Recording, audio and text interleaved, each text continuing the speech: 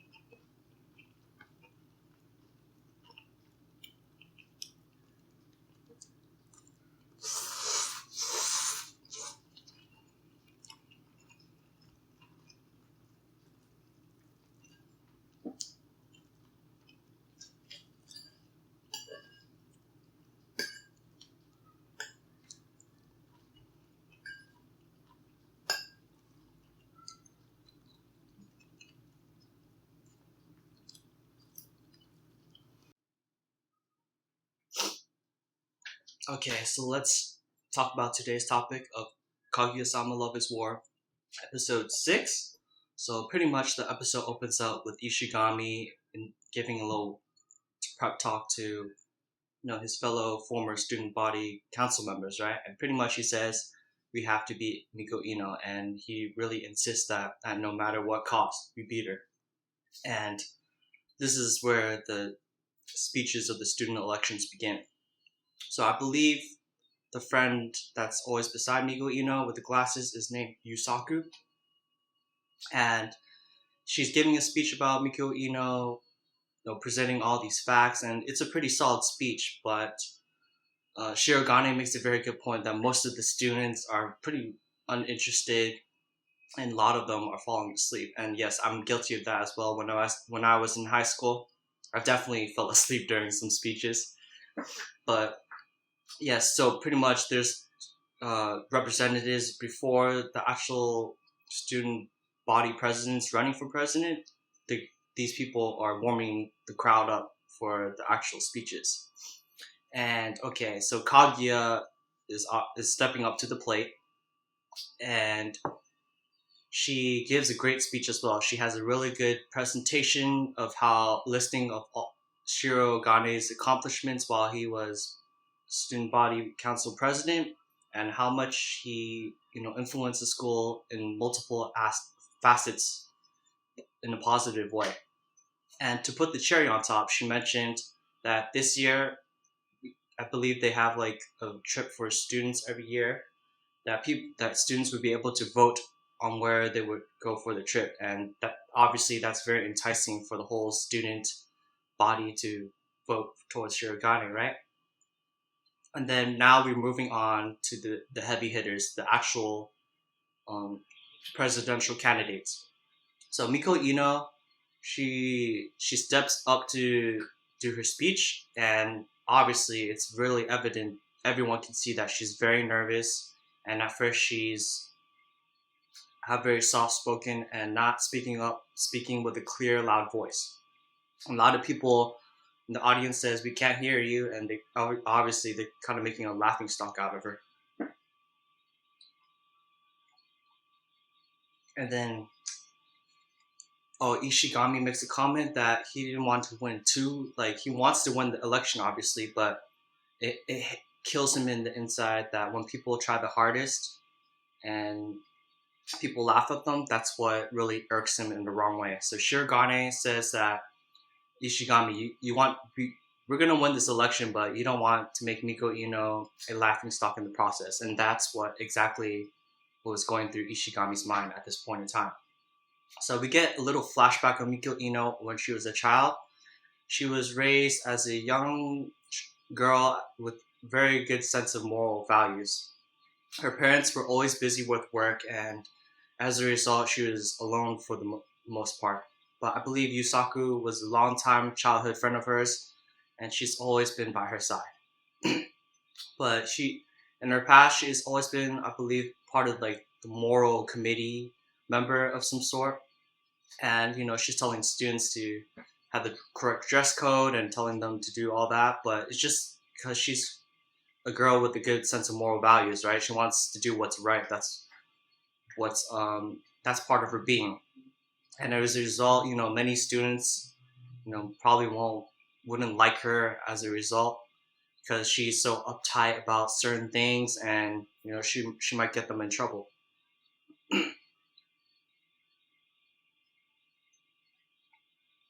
So these students would naturally form some type of animosity toward her, right? So Shirogane, being the good guy he sees Miko Iino struggling giving her speech, and he decides to go on stage at this time. And he's trying to push her into the right direction of trying her to get more comfortable in giving a speech. So eventually Miko Iino comes around, and she brings up some very good uh, clapbacks at Shirogane of why the student body should vote for her and how she can um, influence the livelihood of all the students in the school. So pretty much, Miko Iino brings up what. Oh, excuse me. She brings up that she brings up a chart of all these great schools with based on the student body image, and she brings up Shuichi Academy's image as going toward downhill. It's not looking too great. So a lot of individuals view the school as a bunch of spoiled brats with loose morals that they have good grades, but they might not abide by the rules all the time.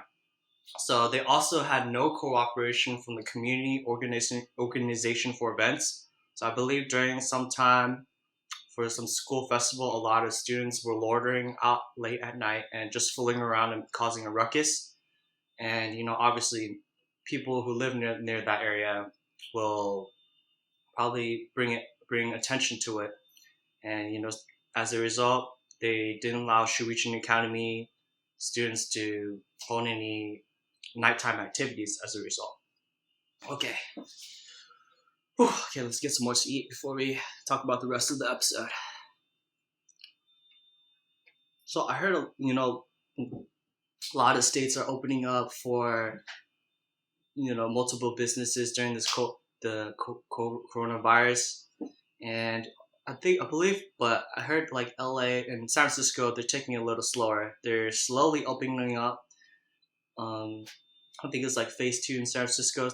They're opening up certain businesses, and I'm not sure if phase three is like the full opening of San Francisco or any city of that matter. But I heard like LA is shut down for like another 3 months, which I know a lot of people may be disheartened, but it might be for the best. And during this time, a lot of countries are also facing like the second wave of the coronavirus, correct? Right? Then remember, I saw in the news that in South Korea there's like a club that opened recently, and then new coronavirus cases spiked up as a result. So we'll see. And then flu season's coming up soon. So definitely with the flu season and the second wave of the coronavirus meshed together, that's a formula for disaster, right? But we'll see how this goes. Hopefully someone can find a vaccine soon. Probably, probably until the end of next year, maybe we'll have the whole world will maybe more have more control of the coronavirus with vaccines coming out. We'll see how it goes.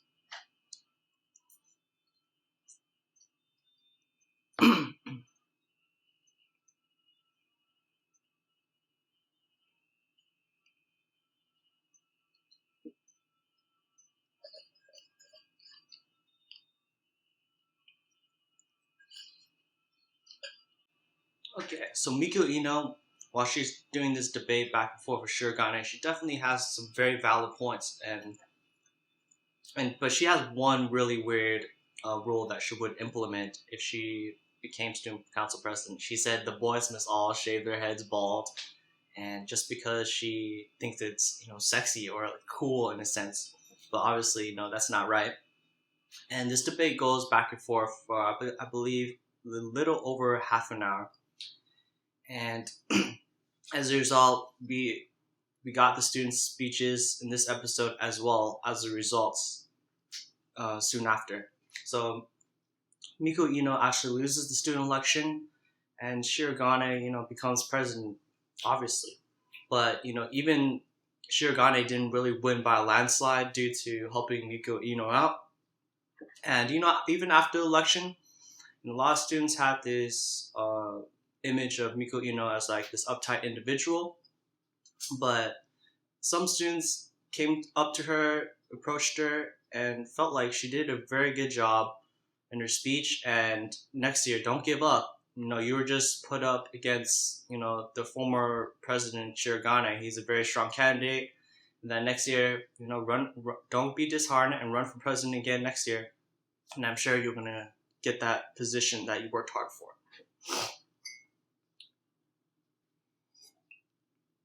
So Shirogane actually mentions that there's a vacant position and we need someone in charge of the financial audit and general affairs. And obviously he's thinking of asking Miko Iino to fill in that position. So the results of the votes between Shirogane and Miko Iino, they were very close. It was not a landslide win at all. So Shirogane had a total of 320 votes and Miko had 280 votes. So when Shirogane saw the results, he almost had a heart attack right there. He said, it was a little too close for comfort. And then, obviously, Shirogane asked Miko Iino and her friend Yusaku, I believe her name is, if you're interested in being part of the student body council. And Yusaku actually her friend isn't really interested in being part of the student council. She was only there to be by Miko Iino's side to support her, so she has no interest. And then Miko Iino says, she's never been asked to be a student, she has never been asked to be part of the student body council, and she needs some time to think it over. And Shirogane says, okay, have a good night's sleep, think it over, and if you're interested, come by the student council room tomorrow. And obviously, she's probably going to take the offer, right?